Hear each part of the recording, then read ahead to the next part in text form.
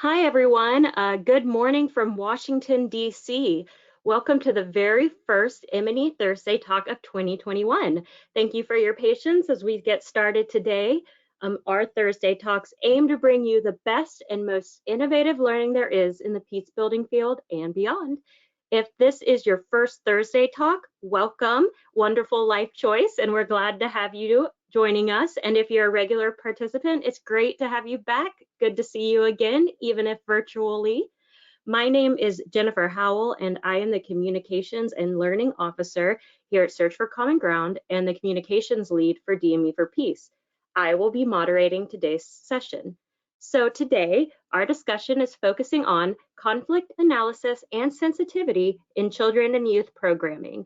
I am delighted to welcome Sölvi Karlsson joining us from the Netherlands and Julian Bolamou from Guinea, both of whom are my colleagues at Search for Common Ground, and they have been working closely with Search's children and youth programming for years now. Julian on the ILT side and Sölvi more on the program management side of things. And many thanks for joining us today, everyone, and thank you too for leading our discussion. Just a quick note about how we'll spend our time together. As our hosts are presenting, you can write your questions using the question function on your GoToWebinar dashboard, and we will address it once we reach the Q&A portion. When you do that, also please write your name and affiliation if you are able. So with that, let me hand it over to our guests today, Sölvi and Julian. Take it away. Thanks, Jennifer. Hi, everybody. It's wonderful to be with you all here today. And exciting to get the chance to share with you some insights and ideas from our work. First, maybe to get us started, just a little bit of context on the topic, today's topic. So in the world today, over 1 in 4 young people live in contexts of violent where they experience violent conflict, and for Search for Common Ground, we work in over 30 countries around the world on transforming and working on conflicts. And in most of the countries where we work, young people are the majority of the population. And one of the things that we've learned about our work is that if it is to be successful, if our work in conflict-affected contexts is to be successful, it needs to be sensitive to the needs of children and youth. And at the same time, we've also seen that successfully engaging with children and youth in conflict-affected contexts also requires a good understanding of the conflict dynamics. So last year, as part of a collaboration between Search for Common Ground and UNICEF, Julian and we were asked to compile some, let's call it basic implementer-friendly tips for how to do this, for how to sort of think about conflict analysis when we're working with young people, and how to think about young people's participation in conflict analysis and design processes to really sort of ensure quality, the quality of our work fundamentally. And I mean, there's a million different like toolkits and guides and methods and modules out there, not to mention checklists and policies and so on, and we're all like dealing with these all the time. But we have not gone and created another toolkit or another manual which we're going to present to you. Instead, what we've done and what we thought to share with you all today, and we were excited to be asked to share with you, is essentially sort of a set of tips, a set of questions that we think are useful, relatively easy to sort of get started with, to really sort of reflect a bit on how we're designing our programming when it relates to children and young people in conflict-affected contexts. So we've sort of divided our presentation into 2 sections.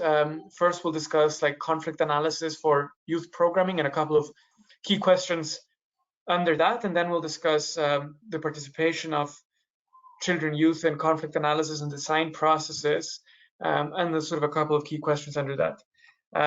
So I'm going to turn the floor now over to Julian to talk a bit about conflict analysis in youth programming. So go ahead, Julian. Thank you, Sölvi, and good morning to everyone. Yeah, so as Sölvi was saying, I'm going to talk about a little bit about conflict analysis in youth programming. Focus on the experience we have in the Sahel, but in Search for Common Ground as organizations. So the first thing I would like to talk about is about understanding the dynamic of conflict when we have to implement intervention in the field.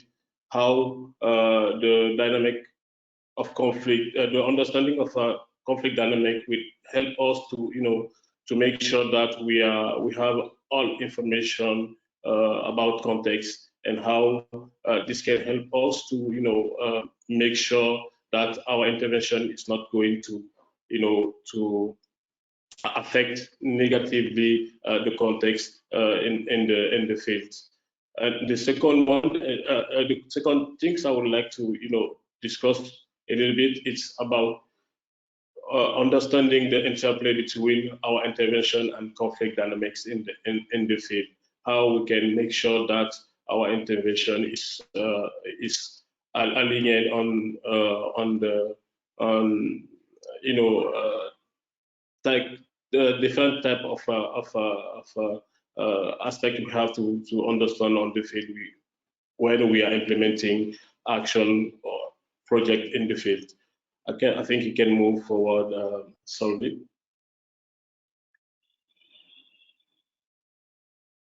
Sölvi, the second slide, please.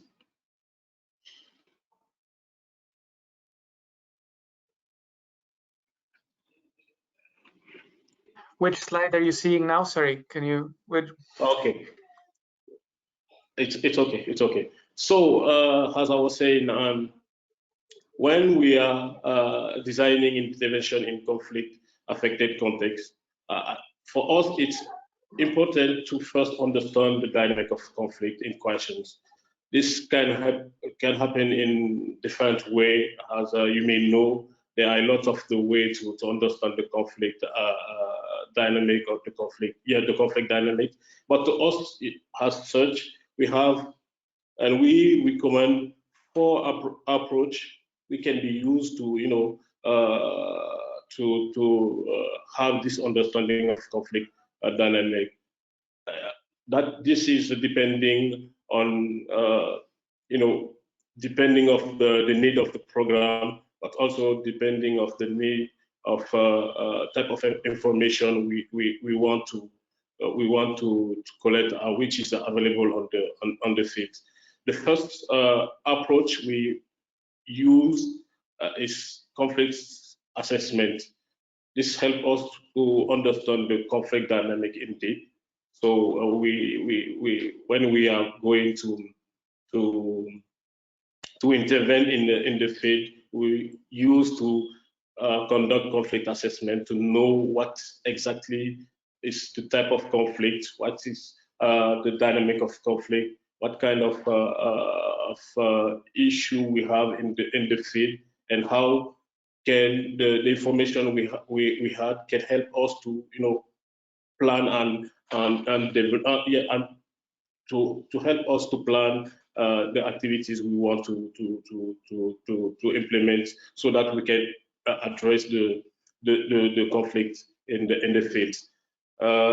But this is very, I think, the biggest things. Sometimes it's not very helpful, useful, or not for useful, but it's not. We didn't have admin a lot of time. We don't, because it's depending of money issues, financial issues, and time frame. So if we didn't have a lot of time, the second approach, we recommend its conflict scan, which is quickly assessed to how to conflict dynamics is evolving over the time. This is a periodic approach, and we can reproduce it at least 3 or 2 times in the year, so that we can have information on the dynamic of conflicts. And the third approach is a conflict snapshot. To do the ad hoc quick check and specific conflict dynamic at play. This can help us, as I was saying, like conflict scan, to have a quick check of the specific conflict dynamic, so that we can decide how to address the conflict. And the fourth one is a participatory conflict analysis exercise, which we sometimes do with beneficiary, to rapidly identify key trend and dynamic of conflict in the field. So for understanding the conflict dynamic, that is the 4 approach we recommend when you have to address, when you have to intervene in the conflict affected context. Sölvi, go ahead. Sölvi? Yes, can you see the right slide now? No. Understanding the interplay between your intervention and the conflict dynamics. Is that the right slide? Yeah. But I can see. That's the slide that I have on my screen. That's what I have on my screen. Yeah, I see it. It's currently up. Julian, it might be delayed on your end. Sorry about that. But our audience can see that slide if it's helpful. Why I'm not seeing? Okay, so I mean, I can't. Okay. So understanding the interplay between our intervention and conflict dynamic, as you know, our intervention may affect conflict either desired or undesired way. Sometimes when we go to the field to implement project, we used to say we are going to address, conflict dynamic or something, to address some conflict in the field as peacemakers. But sometimes what we desire is not exactly what our project or our intervention is going to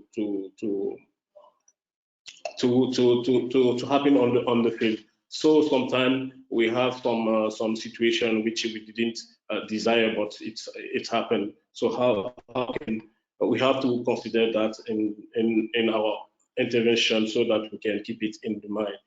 So to do it at the same time, it may be affected, to understand this. Our conflict analysis should ask some of the questions which can help us to make sure that we are taking account the interplay between the intervention and the conflict dynamic. First of all, we have to look about the coordination and to ask about when will our intervention take place? When? How will this align with other events or other organization activities on the field? If we will keep this in the mind, we will make sure that we are understanding the interplay between intervention and conflict dynamic. The second thing is to the coverage, to look and to ask about where will our intervention is taking place. So choosing the location and why we are going to look to choose these locations. Why our choice of location serves to increase or decrease the tensions. So that all question is very important to us to know and to have information answer about those questions if we have to go the field. The third one is to look about the market effect. What resource, for example, what found and skills will our intervention bring into the conflict system? How will this resource affect the conflict dynamic? We have to keep those questions in mind when we are going to intervene on the field. The other things we can also keep it in mind, it's the legitimization effect. And those some of the questions we can ask is, who those are our intervention is target? So the choice of the targets is very important to us. What role they play in the conflict dynamic? It's important to know with you who we are going to work together, or who are going to be involved in our activity or our intervention. How will the intervention change the role of those people or those actors which we are going to choose to involve in our activities? This is important. Who will be involved in the delivery or in delivering our interventions? What role they play in the conflict dynamic? Who will the intervention change the role? So that all those questions is very important for us to make to be sure that we are going to have a good collaboration, choosing good actors, stakeholders, choosing on the field, so that we can be sure that we are not going to, our interventions is not going to affect negatively the context of the dynamic of the conflict. The other one we can look on is the distribution effect. Who does our interventions leave out? What role they play in the conflict dynamic? How will the intervention change the roles? So they are the same, some of the same question with the legitimization of effect. And at the end, we look about the substitution effect.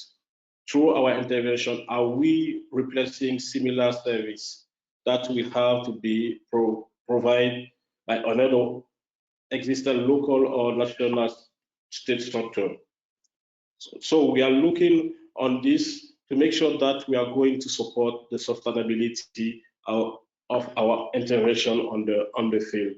So that is kind of question I would like to share with you, so that we can keep it in mind when we are conducting conflict dynamic in the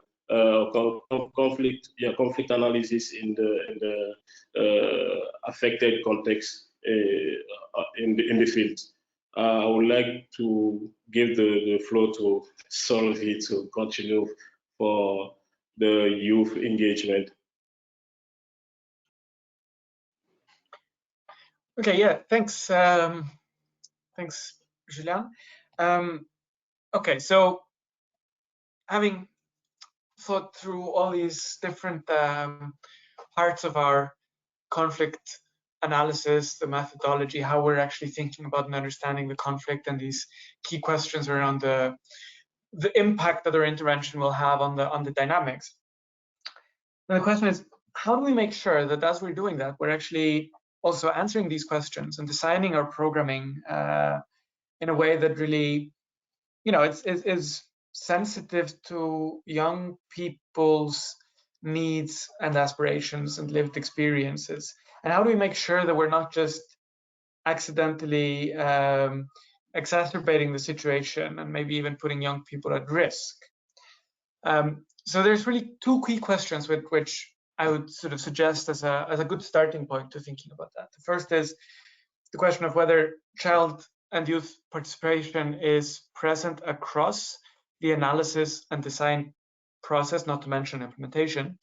And then the second question is, what risks are children or youth likely to face as a result of participating in these processes that we're leading or that we're implementing?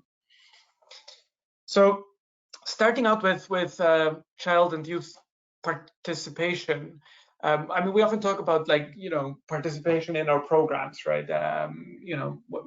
The activities and the events that we're doing. But in terms of the analysis and the design processes, it's also really, really critical to actually hear and act upon young people's perspectives, because otherwise we create this really big risk of blind spots, because experiences will vary a lot from one generation to another. I mean, the most obvious, if we think about conflicts, is in terms of like intergenerational conflicts, that older people will experience them differently from younger people. But the same is true for other aspects of a conflict. I mean, think about the economic perspectives, for example, of a 50-year-old versus a 15-year-old. They're going to have very different experiences. And so as we're designing programming which will affect young people, we need to make sure that we're also sort of seeing and including their perspectives in our analysis and design process. So there's a few, I mean, there's many ways to do this, but one way which I think is useful to sort of think about, and we can sort of as a way to reflect on the analysis design process that we've set up, is to use a very simple 4-point model, which was developed by an Irish academic called Laura Lundy, and her model of child and youth participation emphasizes 4 key elements that are really crucial to participation. These are space, voice, audience, and influence. So starting with space, we need to ask ourselves, are there actually spaces, opportunities, events, activities, structures which children and youth are able to participate in, and which children and youth have access to these spaces? Secondly, we need to think about the voice. We need to think about whether children and youth are actually able to raise their voices in these spaces, if the facilitation, the setup, the support provided is such that they are actually able to speak up and form their own opinion and view and express it in a meaningful way. The third item that we should think about as we think about whether we're actually making our processes appropriate for child and youth participation is audience. So is anybody listening to what young people are saying? Have we thought about that in advance? Like who is hearing the input that they're giving? Who is hearing the opinions that they're expressing? And then finally, influence. Is anybody actually acting upon it? Have we created a setup where young people will not just be heard, but actually they will influence our analysis, they will influence our design, they will influence our programming.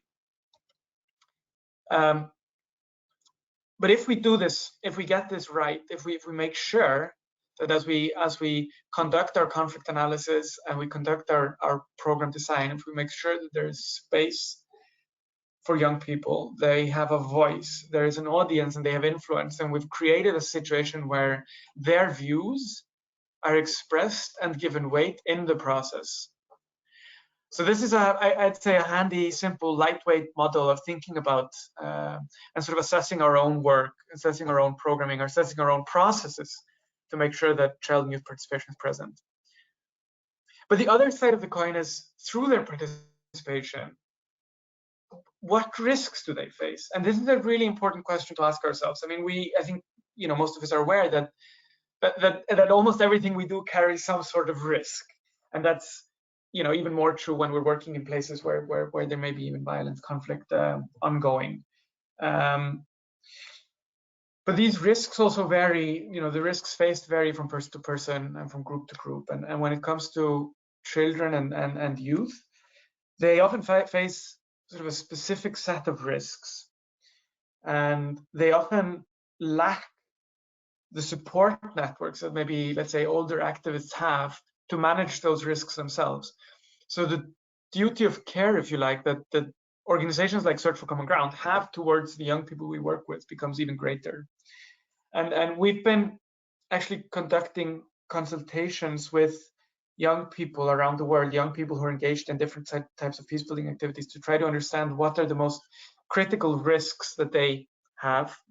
And there are 4 types of risks which I want to highlight to you today, and which I would suggest that you keep in mind also as you design processes where you where you create opportunities for child and youth participation.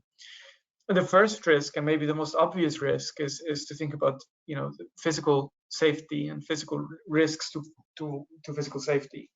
So we need to ask ourselves, are the young people who are participating in our programming or in our processes putting themselves at physical risk, for example, by traveling through dangerous areas, or are they at risk of being, you know, followed by violent actors, for example? Another type of risk which is frequently comes up is around psychosocial risks.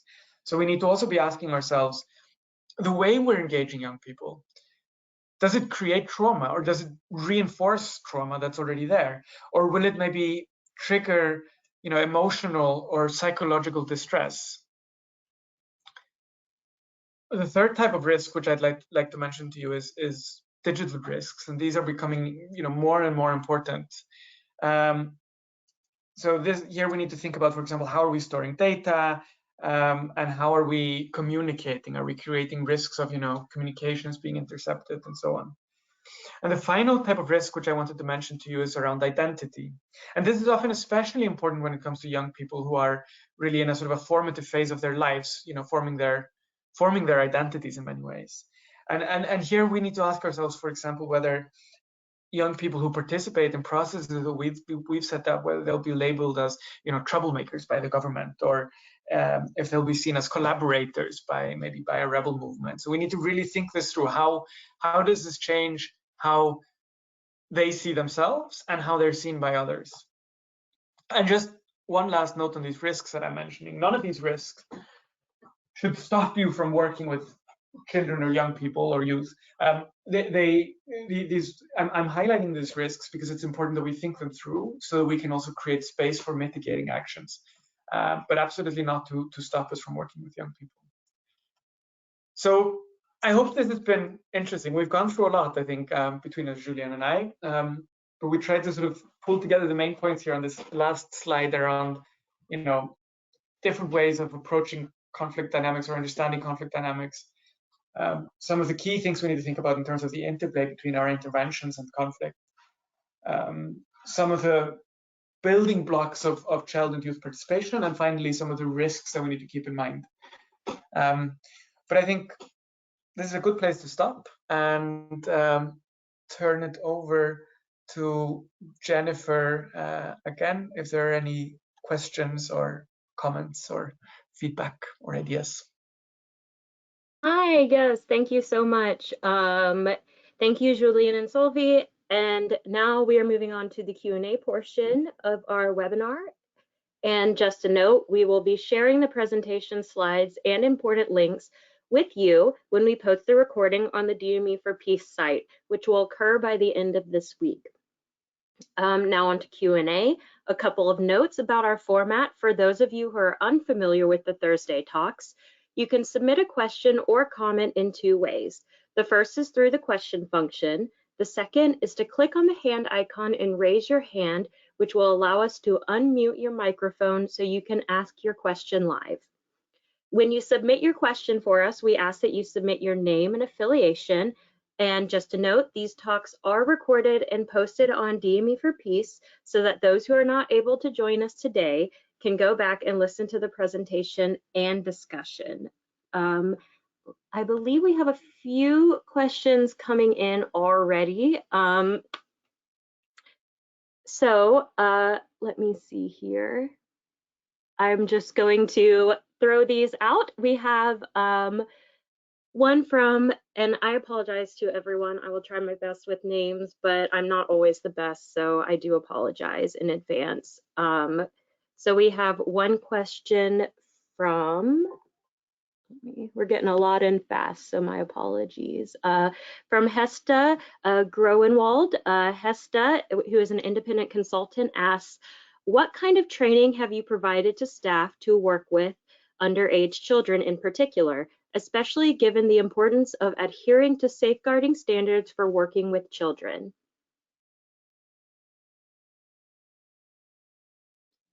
So if either of you want to jump in on that one. Yeah, sure. Yeah, I wasn't sure if you wanted to collect a few questions. No, I'll collect ones that are asking similar things, but Okay. we can just start off with that one, sure. Sure. So what kind of training have we provided to staff? Well, I mean, various types. We have an organization-wide policy and approach to safeguarding. We actually see it as so. I absolutely take your point about underage children, but I think beyond that, I think many of the things that we think about when we think about child protection, I think a lot of it also goes into just working with whichever groups we're working with around sort of safeguarding and making sure we're not putting people in harm's way. So indeed, we do train our staff around the world on that, and we have sort of a global module if you're just thinking about search for common ground internally, and our staff on the different aspects of safeguarding of both underage children, but also youth and vulnerable adults as well. Yeah, sorry, I'm not quite sure which, but yeah, no, it's a good question and it's an important topic. I think my answer was a bit vague. I do want to say, Hesta, if this is of any interest, last year we did a M&E Thursday talk with some other colleagues at Search who were talking specifically about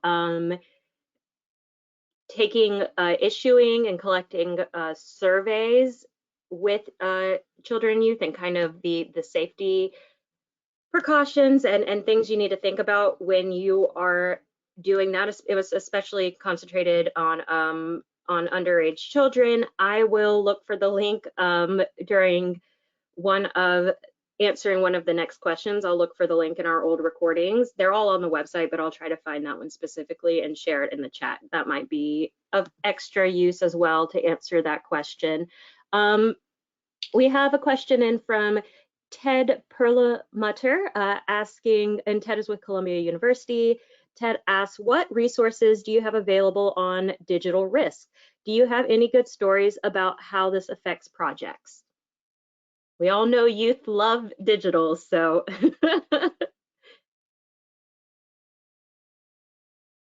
Yeah, so to be completely honest, I actually don't have any good resources or toolkits or guides, and it's something that I feel is missing. I've also been searching for, I mean, there are some, but they're a bit more general, right? Sort of, but like resources specifically on like youth in the context of conflict affected, like working in conflict affected context and digital risk. I am really missing like a good resource on that. So if you have one, I'd love to see it. But in terms of stories, I don't know. I think that this is actually one of the genuinely one of the biggest risks. I think one thing that it just comes up very often when I'm working with young, especially sort of young grassroots activists, let's say, on that there's often a great fear of even just things like their basic data, sort of just knowledge about their activism being stored in unsafe servers, and fear of governments, for example, finding out that they are activists because we have kept track of them. This is a topic which has come up multiple times, and something that we take really seriously. I've learned over the years to take really seriously, especially when we're working with young people in countries with sort of restricted civic spaces. But it's I think it's actually one of the more tricky things for us to address, because many of us are not IT experts, right? And a lot of these questions around like data security and digital security are very much sort of IT, like you sometimes feel like you need to be an IT expert to work on them, but at the same time, a lot of them are also sort of common sense and just being careful with like which communication platforms we're using and using secure channels and all of that. But it's for me, this is actually one of the things that I find, yeah, I find really tricky, and I find there's a lack of resources. So I sort of want to turn the question around to the audience and say, you know, whether to tend to ask the question or anybody else, if you have good resources, I'd really love to see them. Sure, yeah, if anyone wants to share that, please drop it into the question function, and I can try to share out a link to everyone.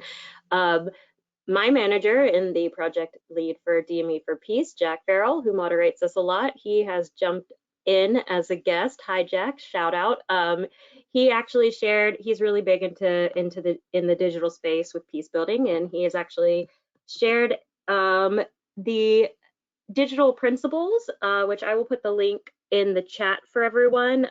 Jack says, on digital risk, each digital development and program should use these principles for digital development as a starting point. They're not 100% tuned into the peace building space, but it's a start. So thank you, Jack, for that. I have dropped it in for everyone in the chat, along with the recording on innovative research practices with children age 6 and below, our Thursday talk from last year. And we have more questions coming in. Is there, Sölvi or Julian, we have a question in from Rim Ajabi. Rim is a NINA gender advisor at Search for Common Ground. Rim's asking questions, just sort of what work or focus is put into addressing gender dynamics for youth and children in either the programming or the M&E side of the work that Search is doing or that you've seen in the field? How do you include a gender dynamic or lens to the understanding of conflict, since young women and young men often experience conflict differently, and their participation can vary for different reasons? Julian, do you want to take a first? I feel like I've been talking so much lately, at least in terms of the M&E and data side of. Yeah. Okay, thank you for the question. I mean, integrating the gender aspect in the, conducting activities in the field, even it's conducting conflict assessment or conflict scan, or what kind of the activities you can do. It's very important. Looking on the context of the field, as you may know, we are working on the field, which is it's very difficult for women to be part of most of the activities we can plan. So in conducting activities like conflict assessment, what we used to do is to make sure that we take in account the gender representative aspect in conducting activities, choosing the target of our study or our conflict assessment or conflict scan. Choose the way to use the target. It's very important to make sure that we are highlighting the gender aspect. It's also important for us to know when we are including youth in conflict analysis. It's very important to make sure that we can and we are taking account the gender aspect. But you may know it's not usually always easy for NGOs or for organizations to take this in account regarding of the social barrier in the field. But yeah, most of the time we try to make sure that we are going with the aspect in mind. I don't know if the question is very answered, but I mean, Sölvi, if you can add, it would be nice. Thank Sure, you. well, I don't know if it is a question that. Sorry.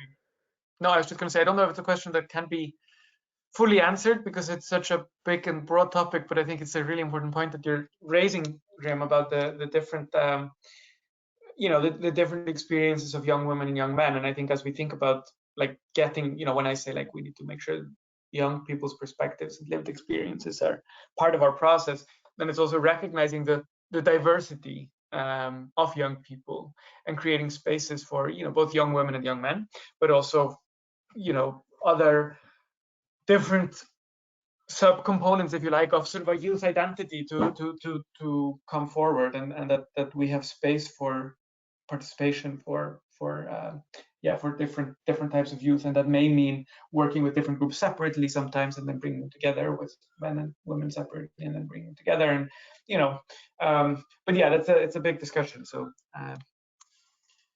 thanks for. Yeah, thank you. I have recognizing that we're nearing the end of our time, I am going to go a little bit over just because we have a lot of questions coming in still, and ones that we don't get to, I will make sure that they get to our presenters, and I will also try very hard to get those answers back to you.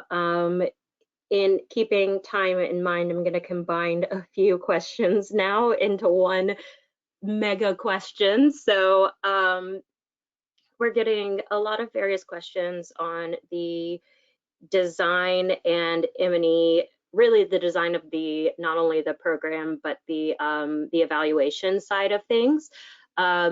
So some of our questions deal with is there a built-in learning component among the program staff or partners that ensure that staff and partners are kept abreast and ready for new / surprising developments. Also, did you or have you mostly used qualitative or quantitative data collection methods or any observation techniques to collect data? So what sort of methods are you using to collect data?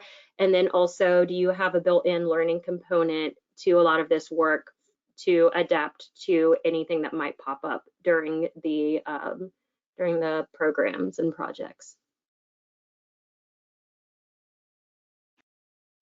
Okay, I'm going to ask for the first question on the methodology to use. Yeah, I can say that it depends of what kind of approach we use to or use when we are going to make conflict analysis. If we use conflict assessment, conflict scan, or whatever what we use, it's we usually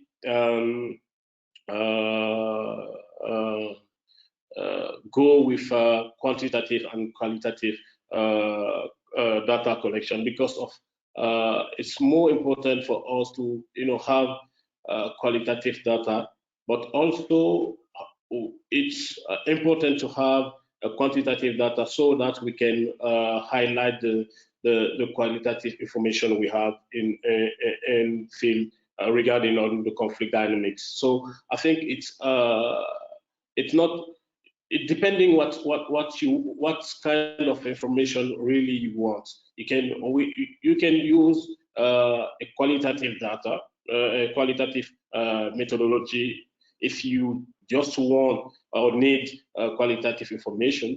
But if you want that your conflict analysis can be strong and very strong, you may use also quantitative or mix do the mix of qualitative and quantitative data collections that can help you to make sure that you have information and that you have the proof of information on the conflict which you are going to analyze. The second, I think it's sorry, please can you repeat the second question for me so that I can make sure that yeah. I'm going to respond? It was a question around, is there anything built in to help the staff or partners adapt any continuous learning sort of built into the program design or the evaluative side to help staff adapt if any surprises come up during the program cycle? Okay, yeah, thank you. I think it's the real objective, depending to have information on conflict dynamics. The real objectives of conflict snapshot, conflict scan, conflict assessment, it's to facilitate the decision making. So that means that we have time to have reflection on information we have and to look on the project or activities implementation to see if we are on the our approach is aligned on the information we had or not. If not, we have to decide to say, okay, the conflict assessment, conflict